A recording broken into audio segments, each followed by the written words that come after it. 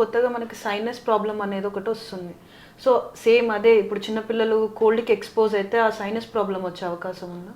Sinus problem రావచ్చండి, రాకూడదని ఏం లేదు. జనరల్గా ఏంటంటే ఫస్ట్ 2-3 ఇయర్స్లో జనరల్ రేర్గా చూస్తాం, ఎందుకంటే అన్ని సైనస్లు డెవలప్ అవ్వడానికి 5-6 ఇయర్స్ పడుతుంది మ్యాక్సిలరీ సైనస్.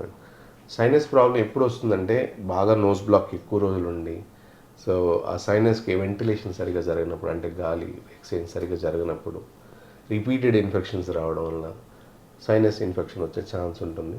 సైనస్ ఇన్ఫెక్షన్ వచ్చినప్పుడు బాగా హెడేక్ కంప్లైంట్ చేయడం, ఫీవర్ రావడం, నోస్ బ్లాక్ అవ్వడం, అట్లాంటి సిమ్టమ్స్ ఉంటాయి. So proper course of antibiotic వాడి సిమ్టమ్స్ నుంచి రిలీఫ్ పొందొచ్చు. సో అంటే prevention is better than cure అని అంటారు కదా. Yes. సో నిమోనియా అసలు రాకుండా ఉండడానికి పేరెంట్స్ తీసుకునే జాగ్రత్తలు ఏంటి పిల్లల పట్ల? First of all vaccination is good thing for virus, bacterial.